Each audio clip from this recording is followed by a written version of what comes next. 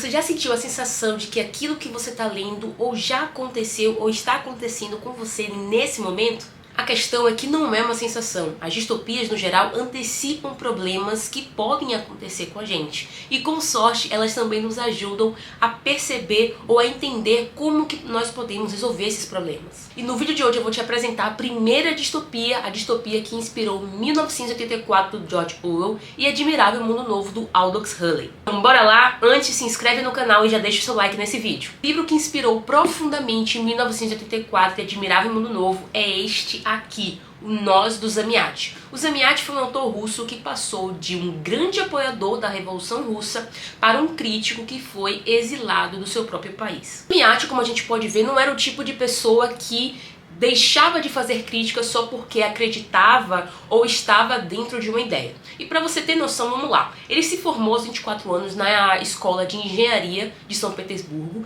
e a partir disso ele viajou para a Europa para poder trabalhar. E aí quando ele viajou para a Europa, ele começou a observar o estilo de vida europeu e teceu algumas críticas. Inclusive ele fez um livro satirizando a vida da Europa. E aí foi nesse momento, né, nessas viagens, nesses estudos, nessas conversas, que a ideologia dele, que a crença dele se tornou mais forte. O que ele acreditava, Ana?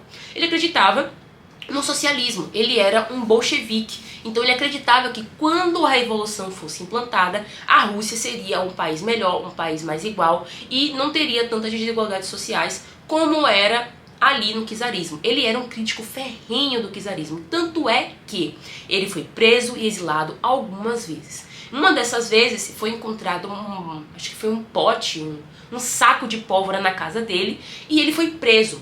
E quando ele foi preso, ele foi brutalmente torturado. E nessa que ele foi brutalmente torturado, ele ficou tão traumatizado que ele tinha pesadelos com isso e conseguiu contrabandear um bilhete para que os amigos bolcheviques que não tinham sido presos tirassem todas as coisas que tinham a ver com a revolução do seu apartamento, para que isso não acontecesse novamente. O czarismo acabou, pelo menos sua força completa, em 1917, a partir da Revolução de Fevereiro, que derrubou o czar Nicolau II. E aí quando derrubou, instaurou-se um governo provisório, mas foi só em outubro desse mesmo ano, de 1917, que o Lenin realmente tomou o poder e instaurou essa república socialista nos moldes que a gente conhece através do livro de história. Ou seja, tudo que o Zamiaty estava sonhando tinha se concretizado. A Revolução Russa aconteceu e agora, a partir daí, era só, entre aspas, alegria, podemos dizer, né? Mas a vida não é um morango, meu querido Padawan. E aí, a partir disso, os detratores, os críticos, todas as pessoas que tinham algo contra esse regime socialista foram perseguidos, mortos e, enfim, censurados, né? E o Zamiaty também estava nesse grupo. Por quê? Porque o Zamiaty, ele estava percebendo que essas censuras, que essas perseguições estavam exacerbadas, principalmente no círculo de artistas e de escritores. Existiam escritores que estavam tecendo críticas e eles estavam sendo perseguidos. Um deles, logicamente, é o próprio Zamiaty. E o que é que ele fez? Ele continuou falando porque ele não tinha medo. E o que aconteceu? Os próprios amigos dele, porque na Rússia, e aí em qualquer lugar que também no Brasil tem, tinha a união dos escritores de toda a Rússia. E aí esses mesmos escritores que outrora eram os amigos de Zamiaty, começaram a denunciar ele, começaram a fazer o famoso exposed e tal. O que aconteceu? Ele renunciou, e quando ele renunciou, eu queria até mostrar pra vocês, ele renunciou com a mensagem de que era impossível permanecer em uma organização literária que participava da perseguição dos seus membros. Então, cara, o Zamiaty era quase que aquele homem que tem os seus ideais de uma maneira muito forte. Ele não é aquela pessoa que não muda de ideia, porque a gente vai ver aqui que ele mudou sim de ideia. Mas ele era aquele homem que tinha os seus ideais muito fortes e principalmente não tinha medo de dar a sua opinião. Ana, agora resume o que aconteceu com o Zamiaty. Em 1931, ele escreveu uma carta para o Stalin pedindo para sair da Rússia, dizendo que a Rússia não era mais um lugar que ele queria morar porque tinha muita censura, que tinha muitas coisas que ele não acreditava mais, principalmente nesse quesito de poder falar o que pensa. E aí o Stalin concedeu, e aí ele se mudou para Paris, em 1937, ele morreu na miséria. Por que então que eu te falei tudo isso? O que é que tem a ver a vida do Zamiaty com esse livro? Tem tudo a ver. Mas vamos lá. O Nós é uma distopia publicada em 1924 e foi considerada a primeira distopia, que inclusive inspirou, como eu falei, 1984 e Admirável Mundo Novo. Mas o que eu quero dizer é que O D503, que é o nosso personagem principal, que é a pessoa justamente que está escrevendo esse diário, e aí serve, né, ele funciona como anotações. Então tem primeira anotação, por exemplo, aqui, ó. Primeira anotação, uma declaração, a mais sábia das linhas, um poema. E o livro é lindíssimo, né, diga-se de passagem. Mas aí ele vai falando e ele vai se apresentar. Ele é o D503, ele é um engenheiro, ele trabalha na Integral, que é uma espaçonave, né, eles vão fazer funcionar essa espaçonave, e essa espaçonave ela vai pelo mundo aí para colonizar as pessoas e todas viverem sob o Estado Único. O que é interessante a gente observar é que o Estado Único é essa representação do totalitarismo e que o D503, querendo ou não, guarda semelhanças com o próprio Zamiati, por exemplo, na profissão, né? Só que o ponto-chave aqui é quando o D503, que vivia a sua vida muito confortavelmente, tinha horário para comer, tinha horário para dormir, tinha horário para acordar, tinha horário para trabalhar, tinha horário para transar também, porque ele tinha que ir num departamento, pedir um bilhete rosa, que era quase que uma licença para ele fechar as cortinas e, enfim, ter um momento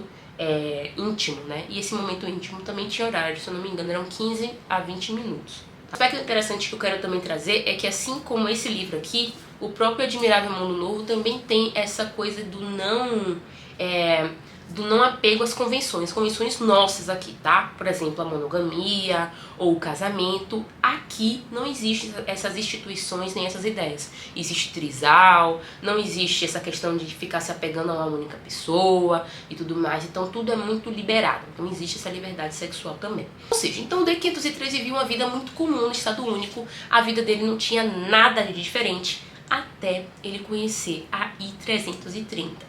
E a I-330 vai fazer algo fundamental para a nossa história com o D503. Vai fazer com que ele comece a sonhar. E sonhar nessa sociedade é um crime, é quase que na verdade uma doença mental, é considerado uma doença mental.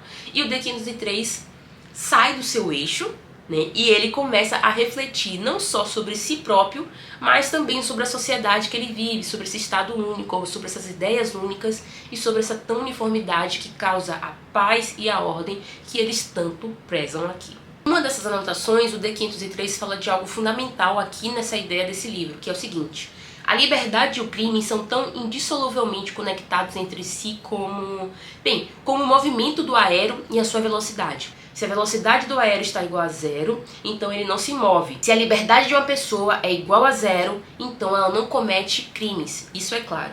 E aí, interessante, né? Porque nesse Estado único, as pessoas são livres para fazer exatamente o que elas precisam fazer. Fora disso, não há liberdade. Então ela é livre para poder trabalhar, ela é livre para poder pensar o que o Estado Único quer que ela pense, que a vida é maravilhosa, que o Estado Único é a única forma de ter paz e conformidade, segurança e tudo mais. Então, as pessoas são livres nesse sentido muito, muito, muito restrito. Aqui a liberdade é medida, desenhada e cronometrada de uma forma muito, muito específica para que as pessoas vivam sempre em conformidade e que não haja nenhum tipo de rebelião. Eu particularmente não consigo viver numa sociedade assim porque, em teoria, eu sou muito do contra. Eu gosto de ter opiniões diferentes, não por só ser diferentes, mas também por pensar diferente. Imagine se você pensa diferente de mim e eu esteja em conformidade com um Estado único e você não. O seu modo de pensar é criminoso. Então você vê que as pessoas podem até pensar: nossa, isso aqui seria muito bom, não teria guerras. Será mesmo?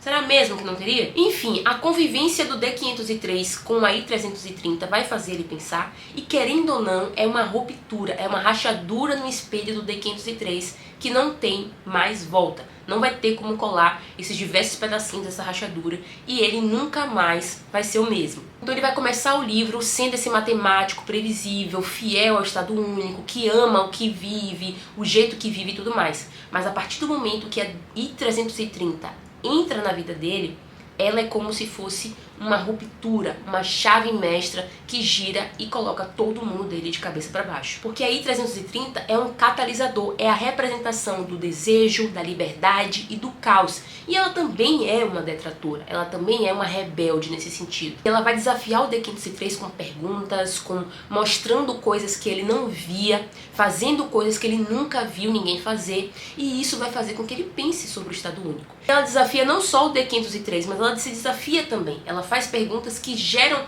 a reflexão. E aqui está o poder de um livro bem escrito, né, minha gente?